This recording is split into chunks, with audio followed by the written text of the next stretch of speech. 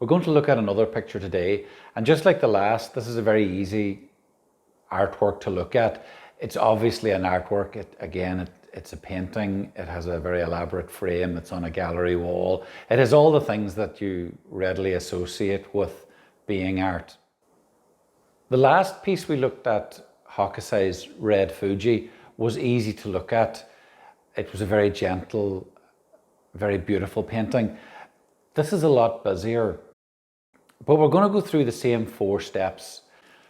First of all, we're going to look at it, and then we're going to describe it, and then we're going to try and make some sort of meaning out of it. And finally, we're going to try and connect with it or bond with it.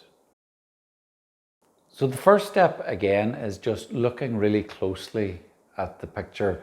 Look at the colours, the shapes, the textures, look at how they relate to each other. Think about the paint and how thick it is and how it was brushed on. But don't try and go past that point yet. Don't try and make any sense of it or make a connection with it or describe it. Just look at the lusciousness of the paint. Look at all the different textures here, the different colours. And because it's such a busy painting, it's very easy to let your eyes dart back and forward across. So in this case, it's important to slow down and look at things really closely and carefully. There are a lot of colours in this painting. You can see reds, oranges, blues, yellows. They're all here, all the colours are here. There's a lot of texture, very thick paint brushed on quite thickly. You can see a few big lumps of paint in it. You can see squares and rectangles, circles, this herringbone hatching sort of a pattern. It's the sort of picture that's very easy to look at because there is so much going on, and it's very easy to get sucked in and to let your eyes wander around it. And as before, when you think you've looked at it enough, stop and go back and start again with fresh eyes and look at it again. Don't look at the label though, because as before, the label will give you information that isn't helpful at this stage. The next thing we do when we're looking at art is we describe it. And this is a very easy picture to describe. There's a woman in bed reading to herself. But there's a lot more than that going on in it. You can see a chair with a glass on it and a coat hanging over the back of the chair. There's another chair or a desk here with various different things on top of it. There's a table here with a big jug, a glass jug, and a bowl of oranges. There's another table over here with more kitchen utensils, another bowl of oranges, and there's the corner of a kitchen sink with washing up powder and another bowl of oranges. There's a lot of oranges in this painting, and I'll explain why when we move on to the next stage. I said before, it's a really good exercise if you describe this to someone who can't see it and then show them the picture, and if they're not surprised at what they see, you've done a very good job of describing it. So now we have to try and connect with the picture and make some kind of meaning out of it, and at this stage the label's really useful. This painting is called Jean in Bed with Jaundice, and it was painted by her husband, John Bratby. So initially, where you might have thought she was having a lazy morning, relaxing in bed reading, you now discover that she's sick and feeling very unwell. And the 3 bowls of oranges are interesting here because they would have been used to treat some of the symptoms of jaundice. This isn't dated, but we know it was painted in the mid-1950s.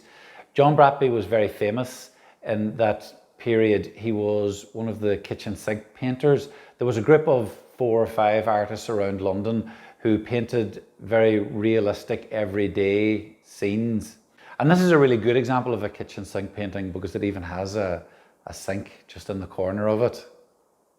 So this is a nice painting to bond with and to relate to because we've all been sick in bed. We know what it feels like. We probably don't know what it feels like to have someone that should be looking after us, standing back, looking at us and painting us. But we can maybe guess that it's not a very pleasant experience either. And the final thing that we want to do when we're looking at art is to try and connect with it. This is one of the most popular paintings in Derek Hill collection. It can normally be seen in the glebe house in a room that has a lot of pattern and colour, and it's one of the few things that we have that is busy enough to stand out against everything else in the room. When you bring it into a museum and put it onto a white wall though, it really comes into its own and it's very powerful, and it needs a lot of space because it will overpower anything that you put close to it. But John Bratby was a fascinating artist, and if you just pause this here and take some time to read the label, you can see how interesting he was. The kitchen sink painters painted ordinary people going about their everyday lives. It was very working class, and they looked at society and what was wrong with society. They were the generation who had fought the Second World War. It was only over a few years, and they weren't prepared for things to go back to the way they had been before the war. So they were quite angry, and they're often referred to as the angry young men. One of the most interesting things about their art though is that they often paint women doing housework. And in that whole period of 1950s art, you don't see how women saw themselves, only how men saw them. That's very clear from this particular painting. So just like in the last video, I really had to look at this painting more closely than I ever did before preparing for the video. And again, I saw something that I had never noticed before. I saw the coat hanging over the back of the chair. In the next video, we'll use the same method, that of looking very closely, of describing, of understanding, and of connecting with an artwork. But next time, I'll pick something a little bit more difficult.